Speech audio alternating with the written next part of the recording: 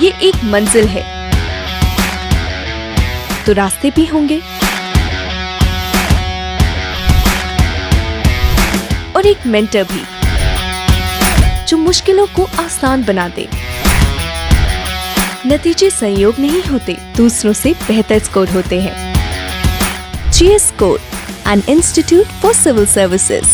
Good career is a process, and mentoring at GS Score is driven by primarily two objectives. One is empowerment and another is excellence. This is what we are known for. कामयाबी की राह पर 1000 से भी ज्यादा निशान। GS Score।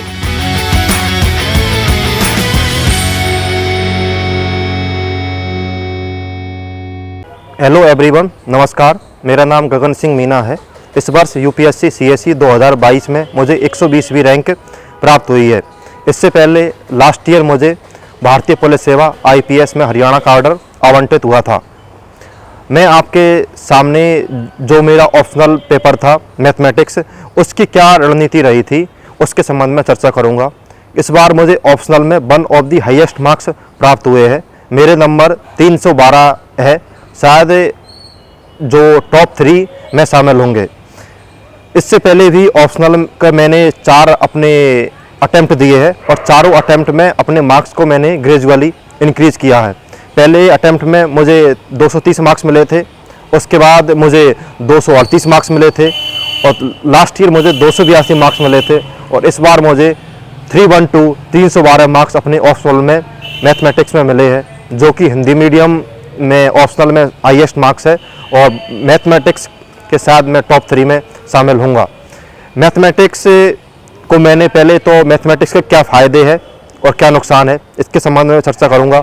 Mathematics optional का सबसे बड़ा फ़ायदा ये है कि इसके अगर हम अच्छा आंसर लिखते हैं, उसके अंदर हमारी एक्यूरेसी अच्छी है, तो इसमें मार्क्स मिलने की ज़्यादा संभावना रहती है। मैथमेटिक्स का नुकसान ये है कि GS के साथ ये ओवरलैप नहीं करता है। अगर इसमें किसी भी स्टेप में हमारा आंसर गलत हो जाता है, कैलकुलेशन गलत हो जाती है, तो जो पेनल्टी है वो काफ़ी ज़्यादा है। अगर 10 नंबर के क्वेश्चन में हमने सारी स्टेप सही लिखी हुई है और आंसर हमारा गलत हो गया तो उसमें हमें मैक्सिमम 2 या 3 मार्क्स मिलेंगे। तो इसका सबसे बड़ा नुकसान ये है। सेकंड, जो GS के सिलेबस के साथ जो मैथमेटिक्स का सिलेबस है वो ओवरलैप नहीं करता, जैसे कि दूसरी जो ह्यूमैनिटी सब्जेक्ट है उनका सिलेबस जनरली ओवरलैप करता है। थर्ड, जो मैथमेटिक्स का सिलेबस है वो काफ़ी ज़्यादा लेंथी है और इसके साथ साथ जो हमारा GS का स्कोर है वो भी कंप्रोमाइज़ होने की काफ़ी अधिक संभावना रहती है। हालांकि जो मैथमेटिक्स के जैसे फ़ायदे में एक बताया है कि अच्छे मार्क्स आते हैं, स्टैटिक सिलेबस है और एक बार ख़त्म कर लिया तो बाद में आपको कंप्लीट करने में इसमें बहुत कम टाइम मिलता है। मैंने मैथमेटिक्स में क्या किया था, स्टार्टिंग में मैं कुछ गलती कर रहा था कि अपना जो सारा सिलेबस है मैथमेटिक्स का वो मैं कंप्लीट नहीं कर पा रहा था। जैसे कुछ मैथमेटिक्स के पेपर 1 और पेपर 2 उन दोनों की रणनीति को में हम एक विस्तृत रूप में चर्चा करते हैं। मैथमेटिक्स का पेपर 1 है वो इजी पार्ट है और उसके अंतर्गत पेपर को 2 सेक्शनों में डिवाइड किया गया है, सेक्शन 1 और सेक्शन 2।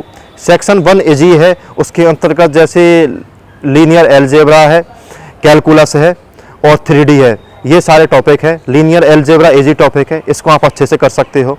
दूसरा जो कैलकुलेशन है, कैलकुलस और रियल एनालिसिस है, उन दोनों को एक साथ पढ़ना चाहिए क्योंकि दोनों का सिलेबस काफ़ी ज़्यादा ओवरलैप करता है। थर्ड जो टॉपिक है 3D के अंतर्गत हम क्या करते हैं कि जो बेसिक पोर्शन है प्लेन तक या फिर कॉन तक वो हम कंप्लीट कर देते हैं, लेकिन उसके बाद जो सिलेंडर और जो कॉनिकॉइड वाला पोर्शन है, चाहे वो जनरेटिंग लाइन हो, हाइपरबोलाइड हो, पैराबोलाइड हो, इन सारे टॉपिकों को हम स्किप कर देते हैं। लेकिन UPSC के द्वारा आजकल इन सारे टॉपिकों में से भी क्वेश्चन पूछे जा रहे हैं, इसलिए आप जो सिलेबस है उस पूरे सिलेबस को कंप्लीट करके जाइए। सेक्शन V के अंतर्गत OD है, स्टैटिक्स एंड डायनेमिक्स है और एक हमारा जो वेक्टर एनालिसिस है वो इसके अंतर्गत शामिल है। तो आप क्या करिए कि OD है वो इजी टॉपिक है, वेक्टर एनालिसिस का इजी पोर्शन है और इसमें जनरली जो 3 थ्योरम है, ग्रीन्स थ्योरम, गॉस थ्योरम और डाइवर्जेंस थ्योरम, वहाँ से जनरली 2 या 3 क्वेश्चन पूछे जाते हैं। इसमें दिक्कत स्टैटिक्स और डायनेमिक्स में आती है। स्टैटिक और डायनेमिक्स में मैंने कृष्णा सीरीज की जितने भी सॉल्व प्रॉब्लम थे उनको अच्छे से किया और इसके साथ साथ ही जो प्रीवियस ईयर क्वेश्चन पेपर थे UPSC के वो 1990 से लेके उन सारे क्वेश्चन पेपरों को मैंने किया।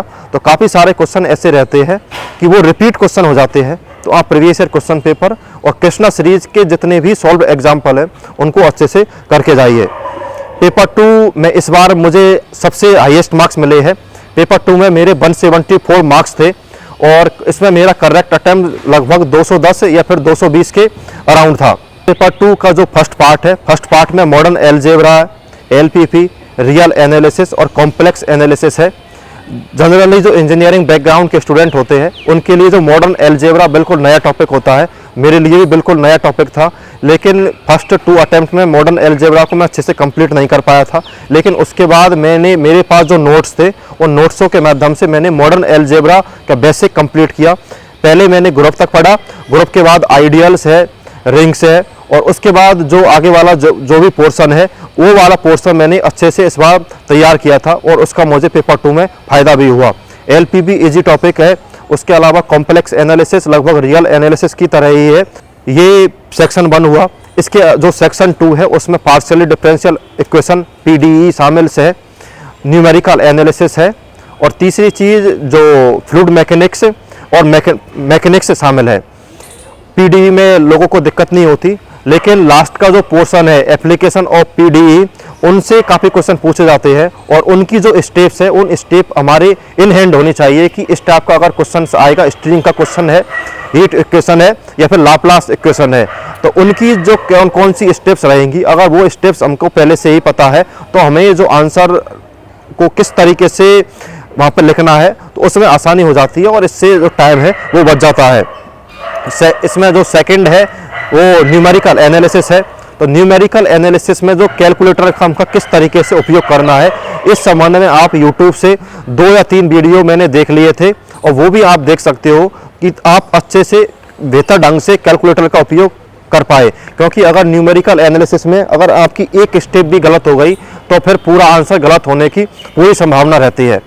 थर्ड जो फ्लूइड मैकेनिक्स और मैकेनिक्स, इसमें भी मैंने अपने स्टैटिक्स और डायनेमिक्स की तरह यूपीएससी के जो प्रीवियस ईयर क्वेश्चन पेपर्स है उसकी 1990 से लेकर और अभी तक कौन कौन से क्वेश्चन फॉरेस्ट सर्विस एग्जामिनेशन में और सिविल सर्विस एग्जामिनेशन में पूछे गए हैं उनको मैंने अच्छे से तैयार किया और उनके अपने सॉल्यूशन बना लिए थे। क्योंकि जनरली इन टॉपिक्स में क्वेश्चन ऑफ रेपिटेशन काफ़ी अधिक होता है। इसके साथ ही जो बेसिक क्वेश्चन थे जैसे एमडी रायसिंघानिया और मैकेनिक्स के अंतर्गत जो कृष्णा सीरीज थी उनके क्वेश्चन मैंने अच्छे से कर लिए थे। इसमें बस आप ध्यान ये रखिए कि काफ़ी सारे क्वेश्चंस ऐसे रहते हैं जिनका सॉल्यूशन 2 पेज से ज़्यादा का होता है। यूपीएससी जनरली इस टाइप के क्वेश्चनों को नहीं पूछती जिनका सॉल्यूशन 3 या फिर 4 पेज का हो। नहीं फिर हम जितना भी 15 मिनट या फिर 12 मिनट में उस टाइप के क्वेश्चनों को कंप्लीट नहीं कर पाएंगे। इसलिए इस टाइप के जो टॉपिक्स है उसमें मैंने उन्हीं क्वेश्चनों को सॉल्व किया जिनके सॉल्यूशन या तो 2 पेज के हैं या फिर लगभग 1 पेज या फिर 1.5 पेज के सॉल्यूशंस हैं। ये पेपर वाइज हो गई थी। इसके अलावा मैथमेटिक्स में मैंने इस बार क्या किया था कि जिससे मेरे मार्क्स इम्प्रूव हुए थे। सबसे पहले मैंने जब प्रीलिम्स का रिजल्ट आया तो उसके बाद मैंने पढ़ना स्टार्ट किया।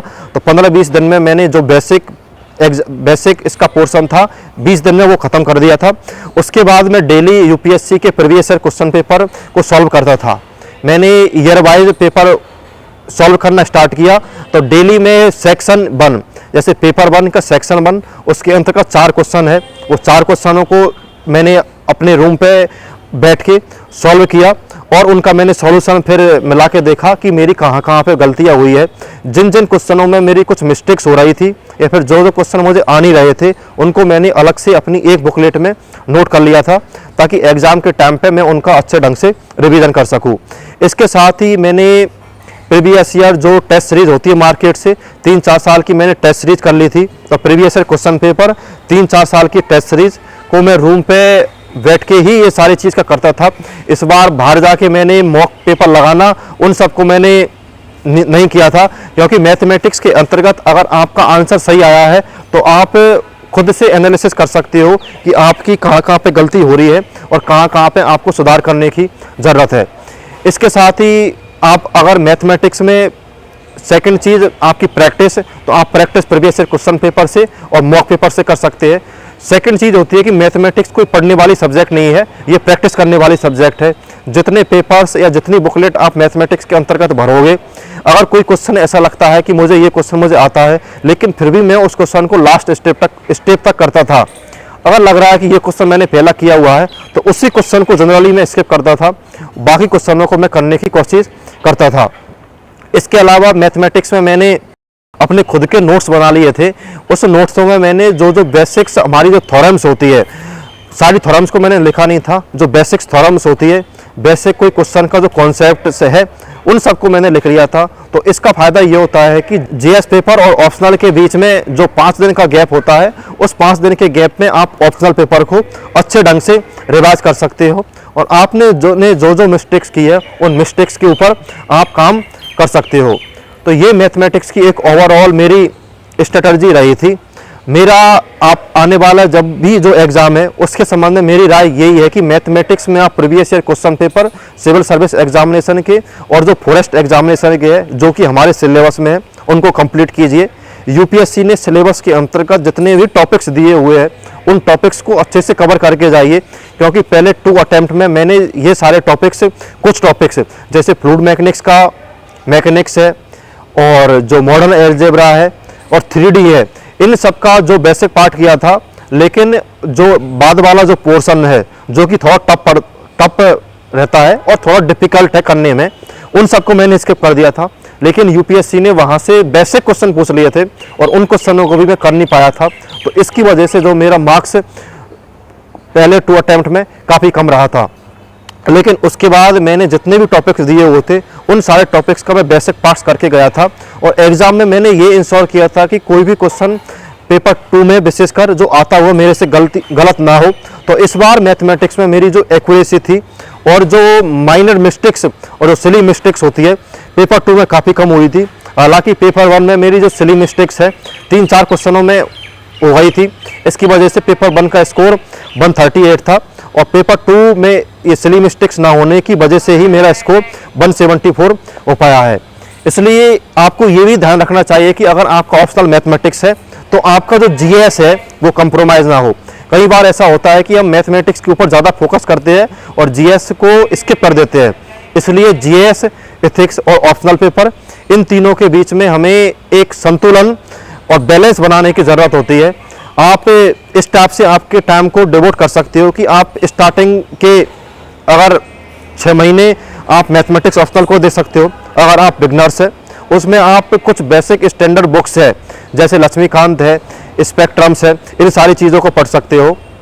अगर कोई इस टाइप के स्टूडेंट है कि इस बार जो मेंस एग्जामिनेशन लिख रहे हैं, तो वो अपनी 20 से 25 दिन में अपने ऑप्शनल को सिलेबस को ख़त्म कर दीजिए। उसके बाद ऑप्शनल और जीएस आप साथ साथ पढ़ते रहिए। ऐसे एथिक्स और ऑप्शनल, इन तीनों सब्जेक्टों को आप 1 महीने में कंप्लीट कर सकते हैं। उसके अलावा जीएस के 3 पेपर्स, उनको आप पढ़ते रहिए और इन सारे पेपर है उनकी आप आंसर राइटिंग करते रहिए। इस बार जो लास्ट ईयर एग्जामिनेशन थी, उसमें मैंने यही किया था कि अपने 25 दिन के लगभग अपना एथिक्स है, ऐसे है और ऑप्शनल पेपर है, इसका सिलेबस ख़त्म कर दिया था। उसके बाद जीएस 1, 2, 3 उनके ऊपर मैंने काम करना स्टार्ट किया और जो एथिक्स, ऑप्शनल और ऐसे, उनकी भी मैं आंसर राइटिंग करता रहा। तो इसका मुझे फ़ायदा ये हुआ कि मेरे ऐसे के मार्क्स भी इम्प्रूव हुए, जीएस के मार्क्स भी इम्प्रूव हुए और ऑप्शनल के मार्क्स भी इम्प्रूव हुए। तो ये जो मैथमेटिक्स ऑप्शनल है उसकी एक बेसिक स्ट्रेटजी है। इसके अलावा मैथमेटिक्स से रिलेटेड जो भी मेरे नोट्स है, जो मैंने अपने कुछ शॉर्ट नोट्स बनाए थे और मेरी इसमें और क्या ब्रॉड रणनीति रही थी, उसके संबंध में मेरे खुद का जो टेलीग्राम चैनल है गगन सिंह मीना AIR 120, इसके ऊपर मैं अपने जो नोट्स है उसको कुछ दिनों में शेयर कर दूंगा। DKT के द्वारा ये प्लेटफॉर्म प्रदान करने के लिए बहुत बहुत धन्यवाद।